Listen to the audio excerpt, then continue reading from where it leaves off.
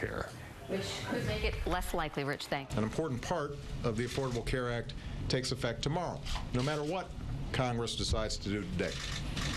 The Affordable Care Act is moving forward. That funding is already in place. You can't shut it down. It's the law of the land. Uninsured Americans can sign up for health care starting tomorrow, but many don't understand the process or the terms. So we want to help clear some of this up as much as possible. Joining me now to help make sense of this is Patty Connor, Director of Utah's Health Exchange, and Jason Stevenson, the Education and Communications Director for Utah Health Policy Project. That's a nonpartisan group that helps the uninsured. Thank you both for being here. This is such a complicated topic that everything we can do to shed light on it. Patty, starting with you, roughly 13% of our state, or about 377,000 Utahns, are without health care. Tomorrow when those exchanges open, will many of them be able to find an option that they can afford? Certainly they will. They can go to healthcare.gov and find an individual policy for themselves and their family members, or they can, if they're a small business, go to avenueh.com and find coverage for their small business. They open tomorrow, so it's as simple as going shopping. It's as simple as going shopping. They, on the individual market, will complete an application process that'll qualify them for tax subsidies if they're eligible for it, and then they can enroll in healthcare plans. And same thing on the small business. Jason, there's a lot of concern and skepticism around this affordable health care plan. What are you hearing from your constituents?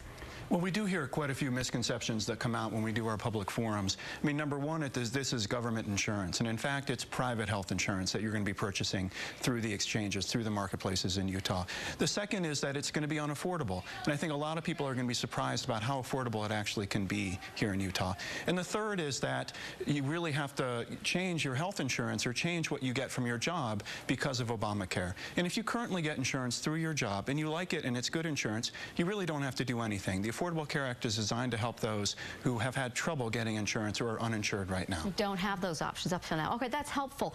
You know, we've opened this up to people to ask their questions of you right now. So from social media, we've got a question, a couple of them. Patty Jeanette Leah Ross asks, why am I going to, well, that's not the question. I'll just go off of, there we go. Jeanette Leah Ross says, I don't want insurance. Why am I going to be penalized because I don't have any? I pay my bills by myself. I worked hard. Patty, why should she be penalized? So under the Affordable Care Act, the law does say that everybody needs to have insurance. And so that's where the penalty is coming, is from the federal government as a penalty that's towards, that they pay on their taxes. And why is it so important that everybody has insurance? It's important that we get everybody involved in the risk pool so that we can keep the insurance rates affordable for everybody. So a lot of the times the young healthy people won't purchase insurance because they don't understand the value of it and because it's not affordable for them. And now under the 2014 rates, it should be affordable for them to purchase insurance. And it helps lower the cost for everyone. For everybody. Okay.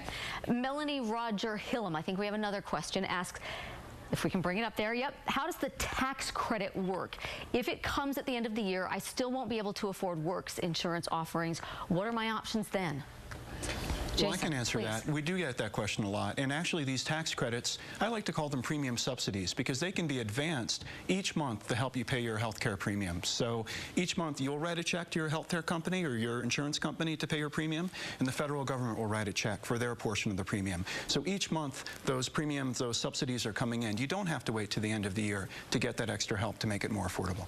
Great answer. Thank you. That helps that particular viewer.